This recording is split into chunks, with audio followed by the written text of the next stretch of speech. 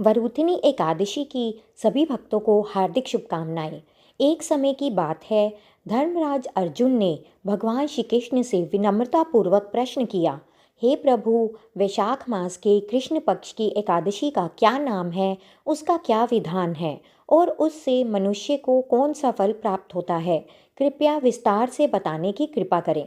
अर्जुन के इस प्रश्न को सुनकर भगवान श्री कृष्ण बोले, हे अर्जुन, वैशाख मास के कृष्ण पक्ष की एकादशी का नाम वरुथिनी एकादशी है। यह अत्यंत पुण्यदायी और सौभाग्य प्रदान करने वाली एकादशी है। जो मनुष्य श्रद्धा और विधि विधान से इस व्रत का पालन करता है, उसके सभी पाप नष्ट हो जाते हैं। यदि कोई दुखी सधवा स्त्री इस व्रत को करती है तो उसे सौभाग्य की प्राप्ति होती है और उसके जीवन में सुख समृद्धि का आगमन होता है। इस एकादशी के प्रभाव से ही प्राचीन समय में राजा माधांता को स्वर्ग की प्राप्ति हुई थी।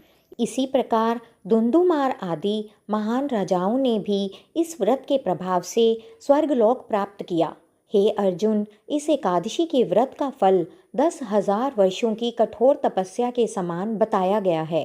कुरुक्षेत्र में सूर्य ग्रहण के समय यदि कोई व्यक्ति स्वर्ण दान करता है तो उसे पुण्य प्राप्त होता है। वही पुण्य केवल वरुथनी एकादशी का व्रत रखने से प्राप्त हो जाता है।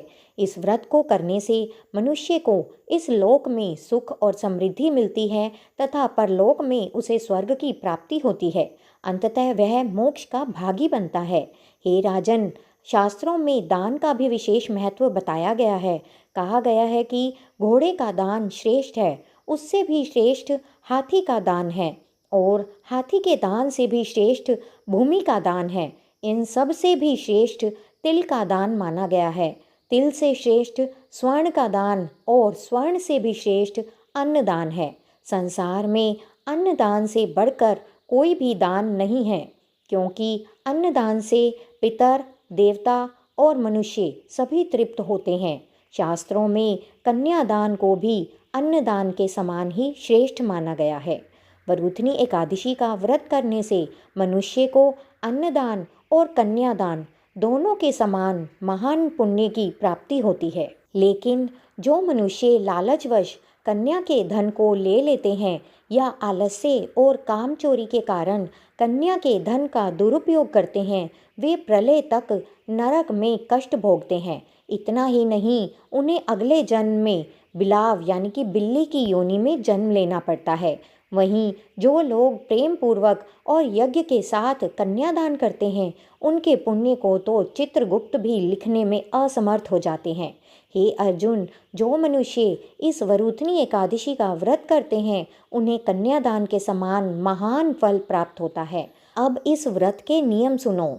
व्रती को दशमी तिथि से ही कुछ वस्तुओं का त्याग कर देना चाहिए, जैसे कांसे के बर्तन में भोजन करना, मांस का सेवन, मसूर की दाल, चना, कोंदो, शाक, मधु यानी कि शहद, दूसरे का अन्न, दिन में 2 बार भोजन करना।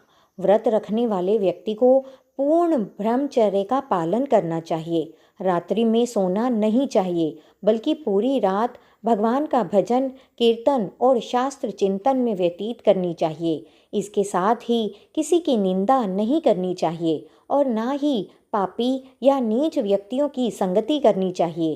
क्रोध और झूठ बोलना भी त्याज्य है। इस दिन तेल और अन्न का सेवन भी वर्जित माना गया है। हे राजन, जो मनुष्य इस एकादशी का व्रत पूरी विधि विधान से करते हैं, वे स्वर्ग लोक को प्राप्त होते हैं। इसलिए मनुष्य को सदैव बुरे कर्मों से डरना चाहिए और धर्म के मार्ग पर चलना चाहिए। इस व्रत के महात्म्य को केवल पढ़ने मात्र से ही 1000 गोदान के बराबर पुण्य प्राप्त होता है। इतना ही नहीं, इसका फल गंगा स्नान से भी अधिक बताया गया है। तो दोस्तों, इस पवित्र कथा का सार यही है कि सौभाग्य का वास्तविक आधार संयम है। जो व्यक्ति हर परिस्थिति में संयम रखता है, उसका जीवन सुख, शांति और समृद्धि से भर जाता है। लेकिन यदि मनुष्य में संयम नहीं है तो उसके द्वारा किया गया तप, त्याग, भक्ति और पूजा सब कुछ व्यर्थ हो जाते हैं। तो भक्तों, यह थी पवित्र वरुथनी एकादशी की महिमा, जिसे स्वयं श्री कृष्ण ने अर्जुन को सुनाई थी। इस व्रत का पालन करने से मनुष्य के जीवन के सभी पाप नष्ट हो जाते हैं और उसे सुख समृद्धि और सौभाग्य की प्राप्ति होती है। साथ ही यह व्रत हमें सिखाता है कि संयम, श्रद्धा और भक्ति ही सच्चे जीवन का आधार है। यदि आप भी अपने जीवन में सुख, शांति और पुण्य की प्राप्ति चाहते हैं तो इस पावन एकादशी का व्रत अवश्य करें। अगर आपको यह कथा अच्छी लगी हो तो वीडियो को लाइक करें, शेयर करें और हमारे चैनल को सब्सक्राइब करना ना भूलें। और ऐसे ही धर्म और भक्ति से जुड़ी कथाएं सुनने के लिए हमारे साथ जुड़े रहें। जय श्री हरि, जय श्री कृष्ण।